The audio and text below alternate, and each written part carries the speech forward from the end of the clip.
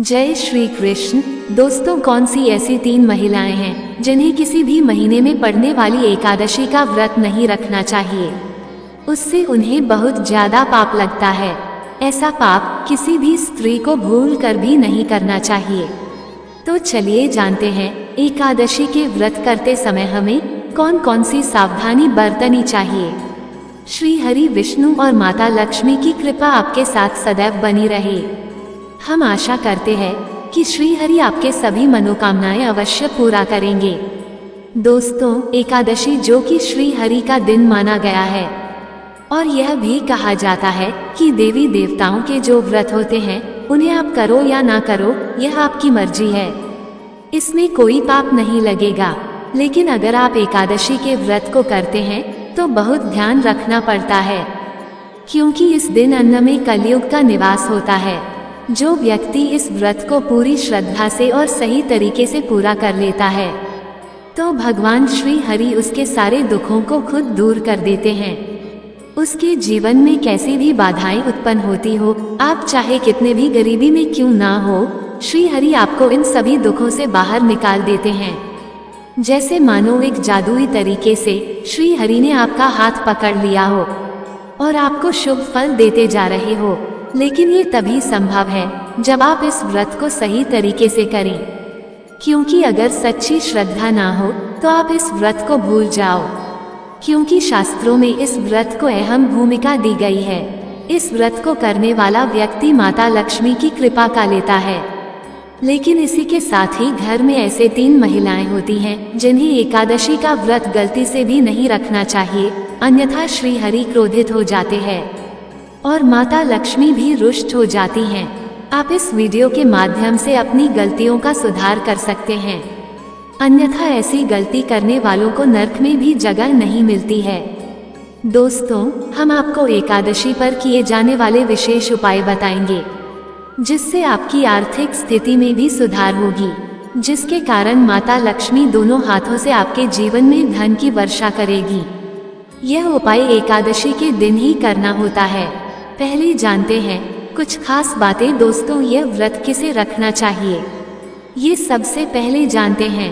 1. क्या तलाकशुदा औरत एकादशी का व्रत रख सकती हैं? तो दोस्तों, ये व्रत सच्ची श्रद्धा और भक्ति भाव से किया जाता है। पुराणों में कहा जाता है कि पति पत्नी मिलकर जब व्रत को पूरा करते हैं तो कई शक्तियां एक साथ जुड़ जाती हैं और महासहयोग बनता है।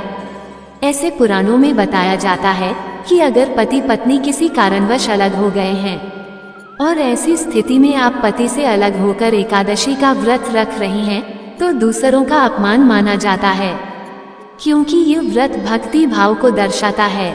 खासकर पति पत्नी जब एकादशी का व्रत अपनाते हैं तब दोनों को श्री हरि और माता लक्ष्मी के रूप में स्थान प्राप्त होता है।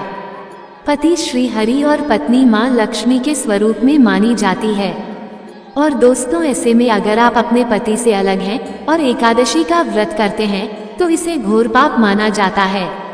श्री हरि क्रोधित हो जाते हैं और आपका व्रत भंग का हो जाता है। इसलिए तलाकशुदा औरत को एकादशी का व्रत कभी नहीं करना चाहिए। व्रत आप तभी करें जब आप अपने पति के साथ प्रेम भाव से रह रही हो हैं। क्रोध में आकर पति से अलग होकर इस व्रत को नहीं किया जा सकता है, क्योंकि इस व्रत में मुख से गाली देना भी पाप माना जाता है। एकादशी पर जो भी व्यक्ति गाली देता है उसे कुत्ते की योनि प्राप्त होती है, गधे की योनि प्राप्त होती है, सांप की योनि प्राप्त होती है। दोस्तों, देखो, एक होता है प्रसन्न मन, यानी मन से आप दोनों ने एकादशी का व्रत किया तो बहुत ही शुभ कार्य माना जाता है। एक होता है क्रोध में, जब दोनों पति पत्नी अलग हो जाते हैं तब व्रत रखना अलग बात होती है, उसे शुभ नहीं माना जाता है। आपको ऐसे व्रत रखने पर श्री हरि क्रोधित हो जाते हैं। दोनों पति पत्नी को प्रसन्न होना आवश्यक है, दोनों का खुशहाल होना आवश्यक है। मान लीजिए पत्नी घर पर अकेली है, यदि पति बाहर हो तब ऐसी स्थिति में पत्नी को एकादशी का व्रत अवश्य रखना चाहिए। ऐसा व्रत भी मान्यता पूर्वक स्थिति में होता है। 2. क्या मासिक धर्म में एकादशी का व्रत कर सकते हैं? देखो, वैदिक रीति रिवाज के अनुसार मासिक धर्म के दिनों में औरतों को धार्मिक कार्यों से दूर रहना चाहिए। इन दिनों में महिलाओं को मंदिर जाने की भी इजाजत नहीं होती है। साथ ही साथ पूजा पाठ का सामान और मूर्ति को हाथ लगाना भी अशुभ कहा गया है। तो मासिक धर्म के समय महिलाओं को पूजा पाठ करने से मना तो किया गया है, लेकिन अगर व्रत के बीच किसी महिला को मासिक धर्म आ जाए तो व्रत तोड़ने की कोई आवश्यकता नहीं है। आप बाकियों से दूरी बनाकर सभी नियमों का पालन करें। पूजा पाठ से दूरी बनाकर अन्य नियमों का ठीक वैसे ही पालन करें जैसे कि हर दिनों में करती है। ऐसे में आप पूजा पाठ किसी दूसरे से करा सकते हैं। इससे भी आपको व्रत का उतना ही फल मिलेगा जो शास्त्रों में बताया जाता है, क्योंकि यह प्रकृति का चक्र है। इसमें इंसान का कोई हाथ नहीं होता और ना ही इसमें कुछ गलत है।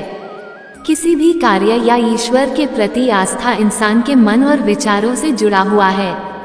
शरीर तो सिर्फ एक जरिया है, इसलिए पूरे मन और श्रद्धा से महामारी के दिनों में भी आप अपनी परंपराओं को बरकरार रखकर सभी नियम और कानून का पालन कर सकती है। दोस्तों, अब बात करते हैं 3, क्या कोर्ट मैरिज करने वाले एकादशी का व्रत कर सकते हैं। देखिए, खास तौर से सुहागिन महिला के लिए एकादशी का पूजा बहुत ही मायने रखता है। एकादशी का व्रत पूर्ण रूप से करने से वैवाहिक जीवन, उच्च संतान की पूर्ति, धन दौलत, मोक्ष प्राप्ति सब हासिल हो जाता है और पति पत्नी को 7 जन्मों तक का साथ भी मिल जाता है। लेकिन क्या आप जानते हैं, अगर आपने हिंदू रीति रिवाज के साथ 7 फेरे नहीं लिए हैं तो आप पवित्रा एकादशी का व्रत भूलकर भी नहीं रख सकते। इसकी कथा सुनना भी आपके लिए पाप के समान होता है। इस अवस्था में आप एकादशी का व्रत कभी भी नहीं करें। आप एकादशी के व्रत से दूर रहे बगैर 7 फेरे लिए कोई भी महिला या पुरुष एकादशी पूजा व्रत नहीं कर सकते। शास्त्र में इस बात की कतई मनाही है। अगर आपने कोर्ट मैरिज भी की है तो फिर भी आप एकादशी पूजा करने में सक्षम नहीं है। पहले आप 7 फेरे ले लें, तभी आप एकादशी की पूजा या व्रत करने योग्य है। 7 फेरे लेने के बाद आप किसी भी धार्मिक कार्य में शामिल भी हो सकते हैं। आप करवा चौथ का व्रत भी कर सकते हैं। दोस्तों, और अगर आप शास्त्रों के विरुद्ध ऐसा करते हैं तो घोर पाप लगता है। तो दोस्तों, ये थे वह 3 औरतें जिन्हें एकादशी का व्रत भूलकर भी नहीं करना चाहिए, अन्यथा श्री हरि और माता लक्ष्मी क्रोधित हो जाते हैं और काफी परेशानियां होने लग जाती हैं।